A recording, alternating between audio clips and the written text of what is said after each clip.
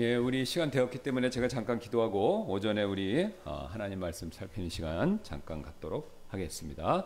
우리 다 같이 기도하시겠습니다. 감사합니다. 하나님께서 또 추운 날씨 가운데서도 저희들 지켜주셨다가 이렇게 복된 주일 맞이해서 하나님의 집인 또 우리 교회로서 같이 이렇게 함께 지체분들 모일 수 있게 해주셔서 감사를 드립니다.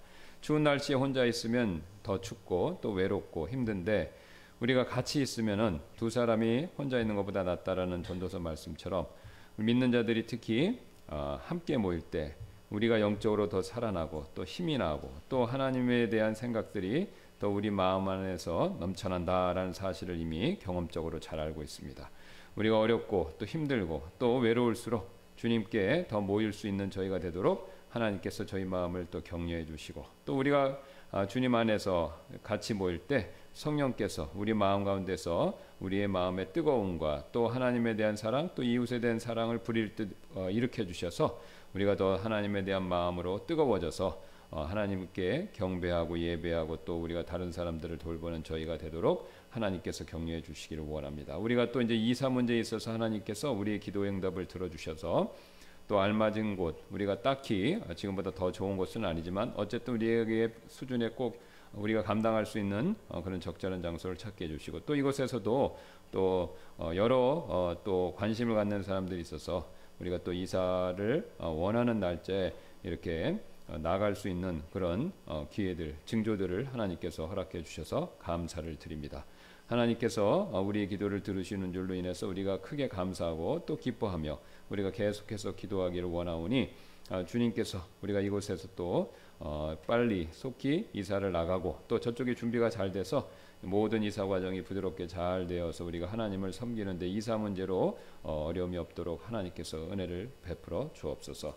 또 이 시간 이후에 있을 예배 시간 또 우리가 함께 해주시기를 원하고 또 그 전에 말씀으로 우리의 마음과 뜻과 생각들을 씻기를 원하오니 성령께서 도와주시기를 원하며 감사드리며 모든 말씀 예수님의 존귀하신 이름으로 기도드렸습니다. 아멘.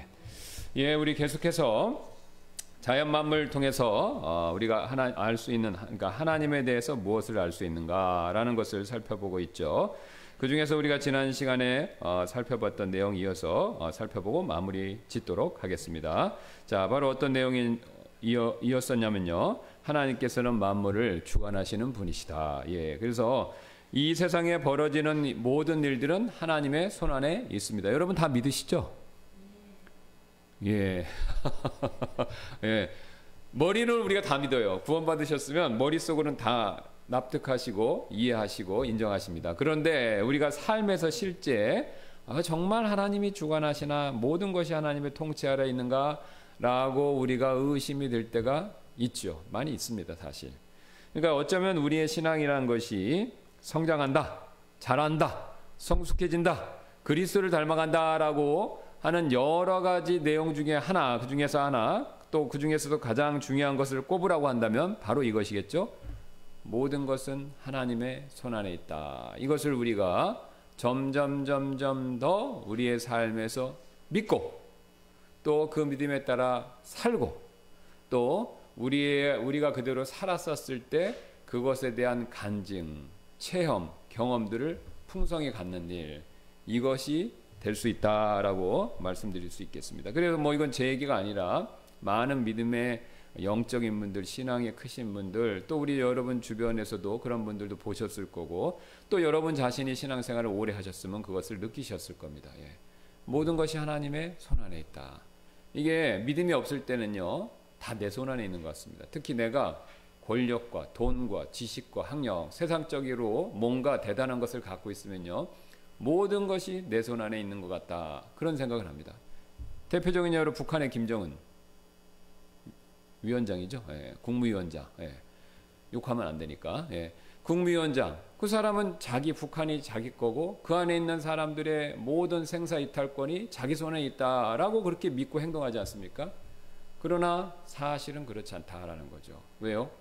모든 것을 쥐고 있는 그 김정은, 그 사람의 생명, 그 사람의 운명, 이것을 쥐고 있는 분은 바로 하나님이십니다.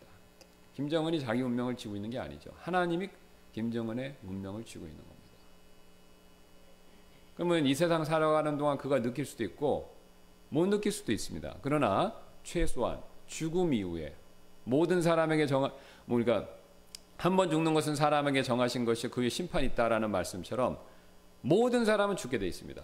모든 사람은 하나님의 심판 앞에 서게 돼 있어요. 그럼 그때 아는 거죠. 하나님의 심판 앞에 죽음 위에 섰었을 때 주권자는 내가 아니라 하나님이다. 예. 그러니까 인간이 죽음보다 더 강할 수는 없습니다. 왜요? 죽음을 극복을 못하고 죽음을 피할 수 있는 방법을 모르지 않습니까? 그러니까 죽음의 권세가 인간이 가지고 있는 모든 권세보다 제일 강하죠. 그래서 여러분 아시는 것처럼 막 부자, 정치 권력 있는 사람들 나중에 죽기 전에 내가 조금만 더 살 수 있게 해준다면 내가 뭐든지 다 해줄 수 있다. 의사나 아니면은 무슨 신기한 과학을 연구하는 나중에 부활할 수 있을 것이라고 믿고 냉동 기술 연구하는 그런 사람들한테 그런 얘기를 한다라는 얘기를 들어보셨을 텐데 어떤 사람도 죽음은 이길 수가 없습니다. 오직 하나님만이 우리의 생명과 죽음 그 위의 모든 일에 대한 권한, 주권을 가지고 계시죠. 그러니까 그것만 놓고 봐도 우리가 하나님을 믿어야 되고 하나님께 순종해야 되고 하나님이 원하시는 방향으로 살아야 된다라는 게 명백해집니다. 죽음의 문제만 놓고 보셨을 때. 근데 우리 인간이 이제 어리석기 때문에 이 사실을 알고도 무시하거나 아니면 일부러 고의로 하나님의 뜻에 거슬리는 삶을 살죠. 그러나 소용없습니다. 하나님이 오래 참기는 하시지만 영원히 참으시는 것이 아니라 결국은 우리가 살아있는 동안 그 기회만큼만 불순종할 수 있는 거죠. 그 이후에는 불순종이 불가능합니다. 그래서 우리가 하나님의 주권 이것을 잘 생각해 보면요. 우리가 하나님 앞에서 아무것도 아니구나. 하나님께 순종을 해야 된다. 이 생각을 굉장히 많이 가지실 수 있습니다. 앞에서 조금 전에 말씀드렸던 것처럼 우리가 이 하나님의 주권을 인식하시고 내 삶에서 그것을 적용하고 내 스스로가 그 삶에서 그런 것들을 인정하기 시작할 때 나도 모르게 믿음이 성숙해집니다. 믿음은 내 힘으로 할 수 있다는 것을 점점 내리고 반대로 하나님의 주권이 맞습니다라는 걸 인정하는 게 이렇게 되는 거기 때문에 그렇죠. 내 힘으로 할 수 있다는 게 줄어든다는 게 뭘 하지 말라 이런 뜻은 아닙니다. 능력과 실력과 재력은 여전히 갖고 있지만 그걸 의지하는 마음이 줄어드는 거죠. 반대로 하나님을 인정하는 마음이 커지는 거고. 자, 그래서 성경은 이걸 끊임없이 얘기하죠. 그래서 이 우리의 삶의 죽음뿐만 아니라 이 지금 이루어지는 모든 삶의 그 끝에마다 보이지 않는 하나님의 손끝이 작용하고 있다라는 거죠. 그래서 여기 지난번에 잠깐 살펴봤던 시편 65편 9절 10절 한번 보시겠습니다. 첫 번째 장에 말씀드린 거 11절까지 주께서 땅을 돌아보셔서 그곳에 물을 대시고 주께서 물로 가득한 하나님의 강으로 땅을 심히 기름지게 하시니 주께서 이같이 땅을 위하여 예배하신 뒤에 그들에게 곡식을 마련해 주시나이다. 주께서 땅의 고랑에 물을 넉넉히 대시고 주께서 땅의 고랑을 자리 잡게 하시며 주께서 소나기로 땅을 부드럽게 하시고 주께서 거기서 움트는 것에 복을 주시나니. 여러분 이거 시골에서 농사나 화초 길러보신 분들 잘 압니다. 우리가 어떻게 땅에 씨앗을 뿌리고 또 물을 잘 대고 또 하늘에서 비가 오는지 그래서 그 결과 곡식이 잘 자라고 채소가 잘 자는지 그 과정을 시편 기자가 65편 9절 10절에서 얘기를 하고 있습니다. 근데 특이하게도 어떻게 보면 믿음이 없는 사람들이 볼 때 유치하게도 주께서 이렇게 얘기하죠.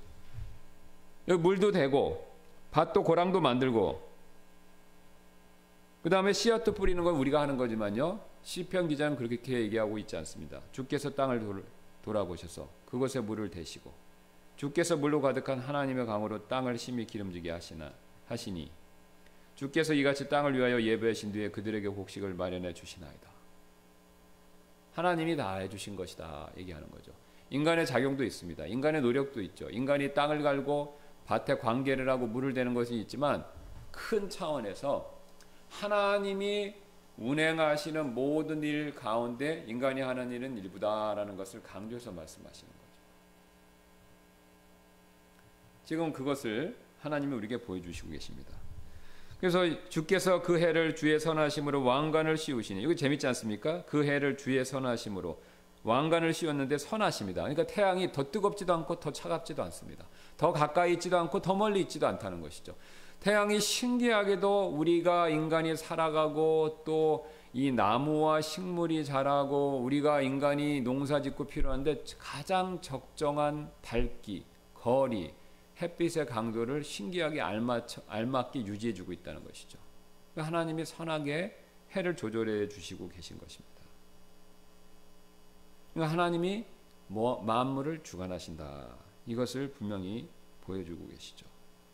그리고 또 하나님께서 그렇게 하시는 것은 하나님이 기뻐하시고 좋아하시기 때문에 그렇습니다. 그런데 지난번에 말씀드렸듯이 여기도 낙엽이 나오지 않습니까? 왜 낙엽을 보면 아름답다라고 느낍니까? 우리 인간에게서는 그 답을 찾을 수 없죠. 하나님이 이것을 만드셨고 낙엽을 이 모양으로 만드셨고 이 색깔을 하나님이 정해주셨고 이 색깔을 정하신 이유는 하나님 보시기에 좋아서 그런 거죠. 이게 하나님이 아름답다 느끼신 겁니다. 왜요? 일곱째 날에 그거 보시기에 매우 좋았다 이렇게 말씀하셨잖아요. 그러니까 이게 하나님 보시고 이 색깔이 마음에 드는데 이게 아름다운데 딱 정하신 거고 그렇게 정하신 다음에 우리 인간을 만드신 겁니다. 그러니까 인간도 하나님 형상을 본받아서 이걸 보면 모양이 참 규칙적으로 잘 만들어졌네. 색깔이 이쁘네. 그리고 이것을 보고 가을의 우수를 느끼고 인간이 하나님의 형상을 본받았기 때문에 하나님처럼 느끼고 하나님처럼 그것을 감상하고 하나님처럼 그것을 기뻐한다라는 겁니다. 동물은 못합니다. 침팬지는 못해요. 인간만이 하나님의 형상으로 만들어진 인간만이 이것을 보고 누리고 느낀다라는 겁니다. 자, 이처럼 하나님께서 또 이 자연 만물을 자신이 기뻐하시는 대로 만드셨고 또 인간은 그 결과 하나님의 형상대로 만들어졌기 때문에 똑같이 그것을 보고 느끼고 누리는 것이죠. 그러니까 우리가 감사하는 마음을 들 수밖에 없습니다. 왜요? 이걸 보고 아름답고 이거 하나님이 만들어 주신 건데 너무너무 좋구나. 그러니까 신앙이 있으면요 저절로 감사하는 마음이 생길 수밖에 없는 거죠. 자, 그 다음에 이어서 이제 우리가 하나님께서는 이 만물뿐만 아니라 이제 운이나 우연 이것도 통제하신다. 자, 우리는 뒷장입니다. 우리는 우연이나 운은 하나님의 통제 밖에 있거나 아니면 하나님이 관여하지 않고 그냥 내버려 두신다라고 생각하기 쉬운데 사실 요즘에 그런 생각들을 우리가 많이 하죠. 실제로는 그렇지 않다라는 것이죠. 성경은 하나님께서 우연이나 운마저도 완벽하게 통제하신다라는 사실을 명명백백하게 보여주고 있습니다. 우리 잠언의 대표적인 16장 33절이 그 예가 되는데요. 제비는 우리 제비 뽑는 거 아시죠? 영어로 rat. 제비는 내려뜨린 옷자락 속으로 던져지나 그것의 모든 배부는 주께 속하느니라. 자, 그러니까 제비를 사람들이 임의로 뽑지만 그 결과는 하나님이 정하신다 이렇게 얘기하는 거죠. 그것의 모든 배부는 주께 속한다 이렇게 얘기하죠. 우리 잘 아시는 것처럼 그 대표적인 예가 요나입니다. 자, 또 그들이 각자 자기 동료에게 이르다 오라 우리가 제비를 뽑아 이 재앙이 누구로 인하여 우리에게 임했는지 알아보자 하더라. 그리하여 그들이 제비를 뽑으니 제비가 요나에게 떨어졌더라. 아시는 것처럼 니느웨로 가라고 했는데 요나가 불순종하고 다시스로 가는 배를 타고 갔는데 하나님이 일부러 풍랑을 일으키시지 않았습니까? 그러니까 이게 갑자기 왜 원래는 그 뱃사람들이라 물길, 날씨 이런 걸 잘하는데 그런 게 있지 않았어야 될 때인데 이상하게 풍랑이 일어난 거예요. 그러니까 이제 이 뱃사람들이 이게 갑자기 왜 생긴 거지? 라고 이제 궁금해하는 거죠. 궁금해하고 두려워하고 있는데 그래서 이게 누구 책임인지 제비를 뽑아봤는데 그 제비가 딱 누구한테 걸렸습니까? 요나한테. 이게 이제 재수, 운 우리가 이렇게 얘기하는데요. 이 재수나 운도 하나님이 통제하신다라는 것을 보여줍니다. 그 다음에 사도행전에도 1장 24, 25, 26절에 똑같이 나옵니다. 그들이 기도하며 이르되 모든 사람의 마음을 아시는 주여 이 두 사람 중에서 주께서 누구를 택하셨는지 보여주소서. 그가 이 사역에 사도직을 맡게 하소서. 유다는 법법함으로 떨어져 나갔으니 이는 그가 자기 자신의 처소로 가고자 함이었나이다 하더라. 그리고 그들이 자기들의 제비를 뽑으니 제비가 맞대 위에 떨어지더라. 이에 그가 11사도와 함께 계수되었더라. 자, 우리가 이제 아시는 것처럼 12제자였는데 그 중에 한 명은 유다가 배신하고 자살하지 않았습니까? 그 자살해서 죽고 나니까 이제 그 결혼된 거 보충을 하자. 그래갖고 사람들이 막 추천을 했는데 둘이 지명이 됐어요. 누구냐면 바사바라고 불리고 별칭이 유스도라고 하는 요셉하고 마띠아. 요셉 마띠아 이 두 사람이 딱 둘 다 물망에 오른 겁니다. 그러면 이 사람 둘 중에 다 똑같이 추천을 받으니까 누구를 하면 좋을까 했는데 제비를 뽑았어요. 신기하게도. 근데 제비를 딱 뽑아서 제비 떨어진 것이 마띠아한테 떨어지니까 그가 바로 12번째 유다의 가론 유다의 공석을 채우게 됐습니다. 예. 그러니까 굉장히 제비를 뽑는 것이 하나님의 뜻을 물어보는 것이다라는 것을 보여주고 있죠. 이게 여기만 나오는 게 아니라 제가 여기다 적진 않았지만 우림과 둠빔이라고 해서 우리 제사장 복장에 여기에 꼭 여기에 넣어야 되는 보석 같은 것들이 있습니다. 근데 그 보석 같은 그 우림과 둠빔 이게 뭔지는 모릅니다. 이름만 2번 나오기 때문에 우림과 둠빔이 뭘 하는데 쓰느냐라는 것은 성경에 나와 있어요. 그러나 그게 어떻게 생겼는지 모릅니다. 어쨌든 그 우림과 둠빔이 뭐냐면 하나님의 뜻을 묻는 데 써요. 그래서 성경을 연구하시는 분들이 그거를 이렇게 제비 뽑는 뭔가 주사위 비슷한 거 아닌가 이렇게 추정을 합니다. 자, 근데 그 흉패 안에다가 이걸 넣어야 되거든요. 우림과 둠빔을. 그래서 이제 그걸 가지고 하나님께 뜻을 묻는 겁니다. 그러니까 굉장히 흥미로운 사실은 뭐냐면요. 이 이스라엘 백성이 뭔가 하나님 앞에 여쭐 것이 있어요. 그럼 대제사장이 성소에 지성소까지 들어가는 거예요. 우림과 둠빔을 꼭 가져가야 됩니다. 흉패 안에 넣어갖고 그걸 가져간 다음에 하나님의 임재하시는 언약궤 앞에서 우림과 둠빔이 정확히 어떤 건지는 모릅니다. 그러나 어쨌든 그게 있는 건 맞아요. 그게 제비로 추정되는데 주사위 같은 걸로 추정되는데 우림과 둠빔을 통해서 하나님의 뜻을 물었다는 겁니다. 근데 이게 제비 뽑기처럼 그런 방법이었다라고 추정이 돼요. 그러니까 하나님 앞에 가서 하나님 이겁니까 저겁니까 이걸 여쭈었다는 거예요. 그러니까 이번에 제사장을 뽑는데 이 사람입니까 저 사람입니까? 이번에 전쟁을 해야 되는데 해야 됩니까 말아야 됩니까? 이런 거를 제사장이 가서 물었다는 거예요. 예. 근데 그냥 물은 게 아니라 제비라는 방법을 썼어. 그러니까 여기 굉장히 또 중요한 적용이 나옵니다.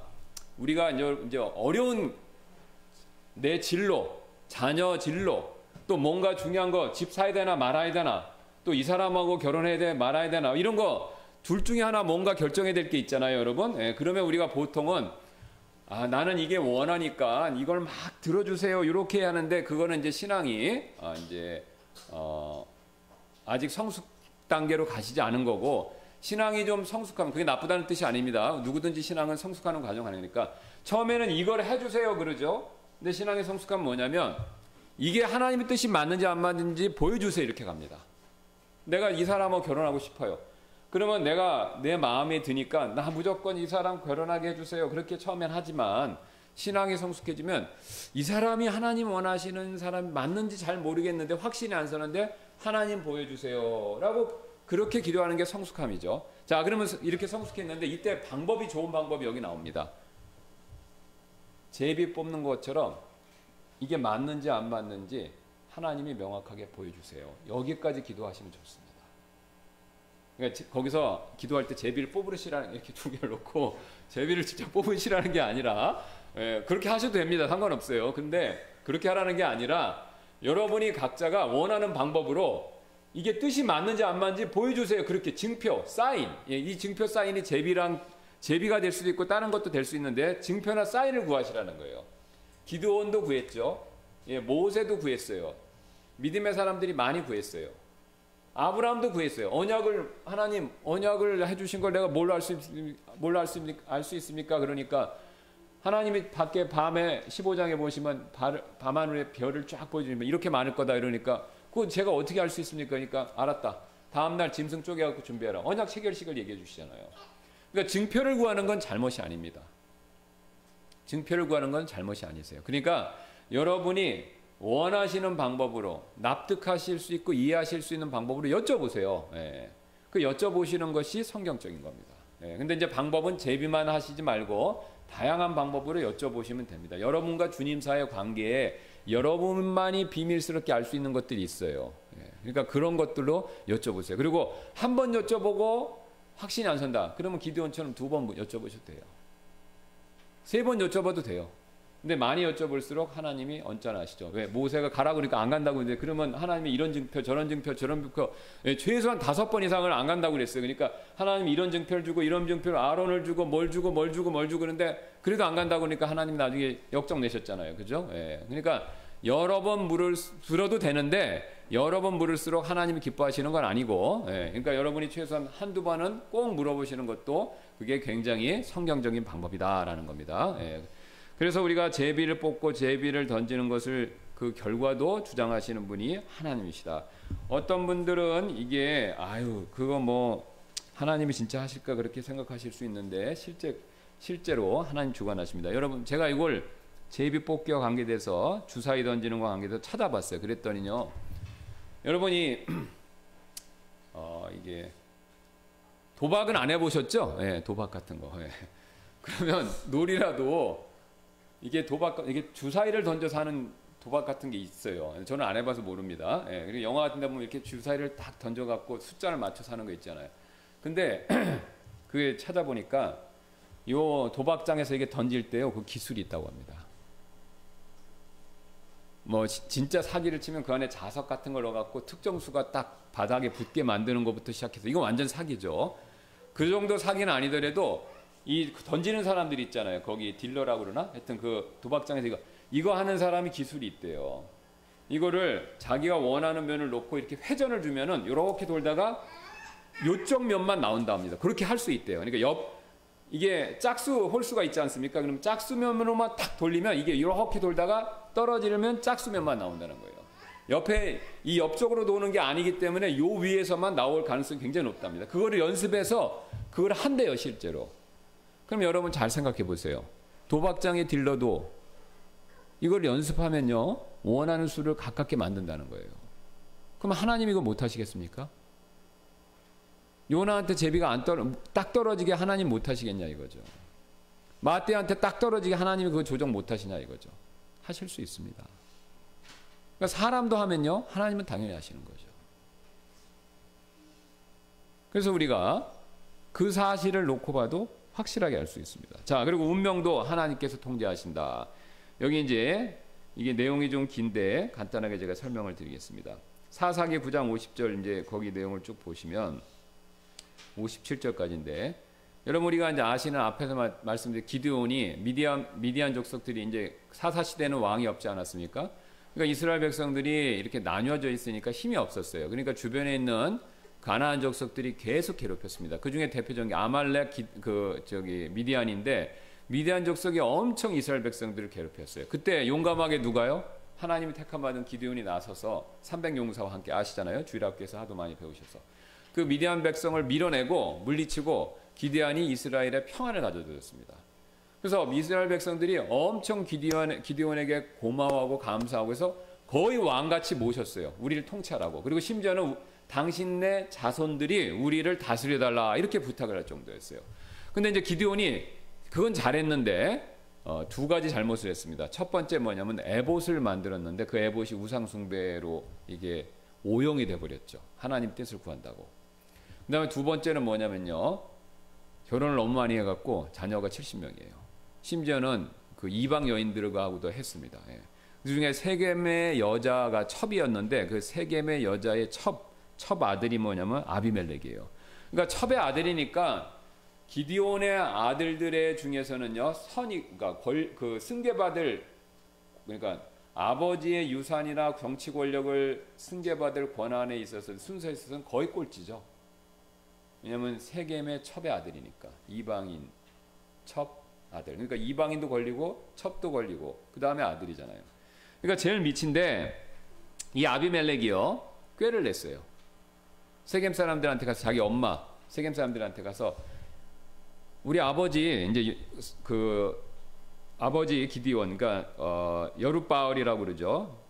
이 아버지 이제 바알하고 싸웠다고 그래서 여룻바알, 우리 아버지 여룻바알이 지금까지 통치했는데 우리 아들이 70명인데 70명이 여러분을 통치하는 게 좋겠습니까? 한 명이 통치하는 게 좋겠습니까? 그리고 나는 여러분과 같은 세겜 사람 동족인데 누가 통치하는 게 좋겠습니다. 그러니까 세겜 사람들이 엄마랑 다 가족이니까 당신이 하는 게 좋겠다, 이렇게 지지를 한 거예요. 그러니까 이 아비멜렉이 어떤 짓을 했냐, 꾀를 내서 여룻바알 기드온의 나머지 69명의 아들을 잡아다가 한 바위에서 다 죽여버렸습니다. 근데 한 사람만 살아남았어요.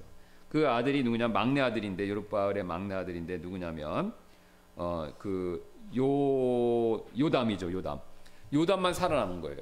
근데 요담이 살아남은 다음에 하나님의 영의 감동을 받아서 이런 예언 비슷한 저주를 했어요. 당신들이, 우리 아버지가 당신들을 위해서 목숨 걸고 싸워서 미디안으로부터 구출해 줬는데 당신들이 어떻게 이렇게 할 수 있느냐? 우리 형제들을 어떻게 다 죽일 수 있느냐?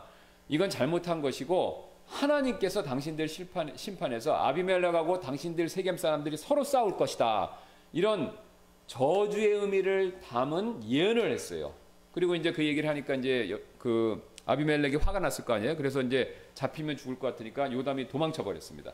자, 그런데 그 저주의 예언이 그대로 이루어지는 장면이 지금 사사기 9장 50절부터 나옵니다. 그러니까 이제 아비멜렉하고 세겜 사람들하고 사이가 나빠져 서로 싸운 거예요.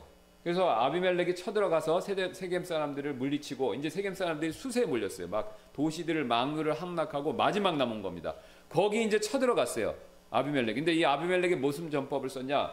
세겜 사람들이 세운 이 망루에다가 불을 놓는 화공법을 쓴 겁니다.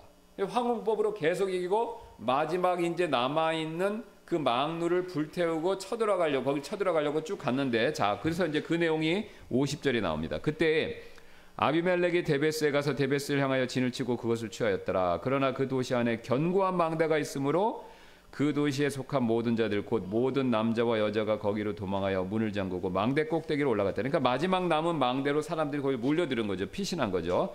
그때 이제 아비멜렉이 망대에 이르러서 그것을 대적하여 싸우며 망대를 불로 태우기 위해 망대의 문에 바짝 다가왔다. 똑같이 화공법을 쓰려고 앞장서서 불을 들고 나무 망대인 것 같아요. 거기 가까이 이렇게 접근한 겁니다. 이렇게 접근했는데요. 이에 한 여인이 맷돌 한 짝을 아비멜렉의 머리 위에 내던져 그의 두개골을 깨뜨렸더라. 하필 아비멜렉 입장에서는요, 속된 말을 제가 좀 하겠습니다. 죄수없게 그 여인이 돌짝을 던졌는데 그게 하필 직통으로 머리를 맞아서 두개골이 깨진 거예요. 전쟁에서 흔히 일어나지 않는 일입니다.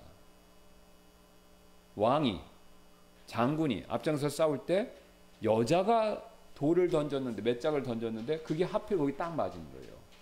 굉장히 드문 경우죠. 그러니까 이제 아비멜렉이 이렇게 얘기합니다. 그때 그가 자기의 병기 드는 청년을 급히 불러 그에게 이르되 내 칼을 빼어 나를 죽이라. 사람들이 나를 가리켜 이르기를 여인이 그를 죽였다 하지 못하게 하려 하노라 하더라. 이에 그의 청년이 그를 찌르니 그가 죽었더라. 자, 그래서 그가 진짜 죽습니다. 이제 거의 자결 비슷하게 죽는 거죠. 명예 때문에. 그 다음에 성경이 이 내용을 해석하는 걸 보시기 바랍니다. 55절. 이스라엘 사람들이 아비멜렉이 죽은 것을 보고 그들이 각각 자기 처소로 떠나갔더라. 이렇게 하나님께서 아비멜렉이 자기 형제 70명을 죽여 자기 아버지 여룻바알이죠. 아버지에게 행한 악을 갚으셨더라. 또 세겜 사람들의 모든 악을 하나님께서 그들의 머리 위에 갚으셨으니 여룻바알의 아들 요담의 저주가 그들에게 임하였더라. 그러니까 요담이 당신들끼리 죄를 지어서 서로 싸울 겁니다. 그래서 서로 망할 겁니다. 라고 하는데 그 요담의 예언의 저주가 하나님이 그걸 들어주시고 그대로 갚아주신 거예요. 근데 갚아주시는데 굉장히 막 휘황찬란하고 멋있고 그런 방법이 아니라 하필 한 번 더 얘기하겠습니다. 속된 말을 재수없게, 그러니까 여자가 던진 돌에 맞아 죽은 거예요. 그리고 자살을 한 겁니다.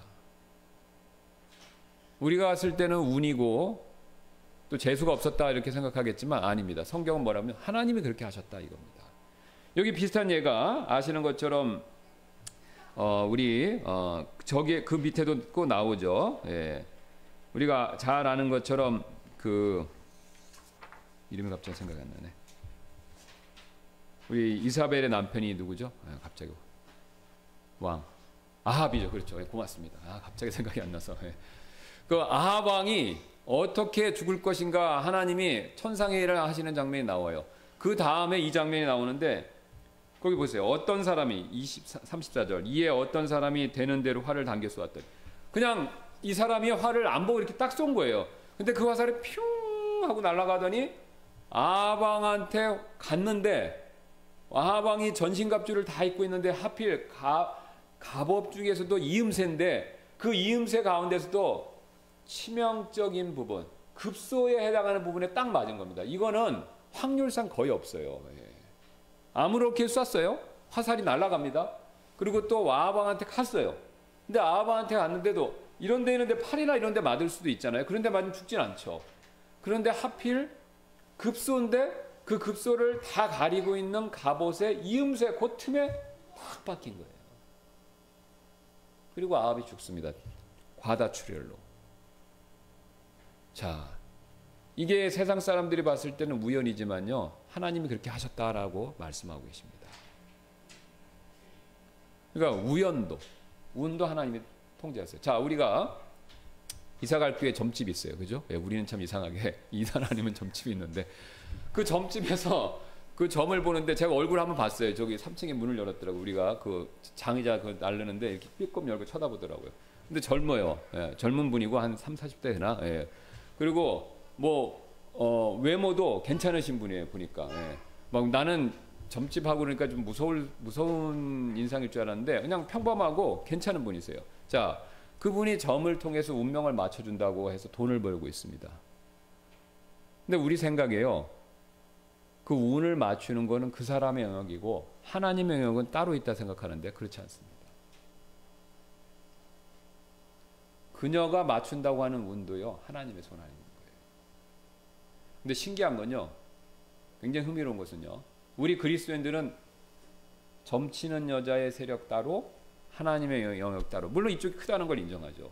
우리 이렇게 이분법적으로 생각하는데 실제로 점치는 사람들, 그것도 사이비 말고요, 뭐 책 보고 연구해갖고 하는 사람들 말고 진짜로 신령하다고 하는 사람들은요, 하는 소리가 있어요. 여러분 다 들어보셨을 거예요. 예수 믿는 사람이 오면은 점이 안 나온다는 거예요. 신령하다고 그러면 하는 사람일수록 다 그래요. 시골에서 무당도 작두 탈 때 진짜 잘 타는 무당은요, 예수 믿는 사람이 있어요, 교회 다니는 사람이 있으면 가라 그래요. 이게 안 된다는 거예요. 그럼 뭘 보여줍니까?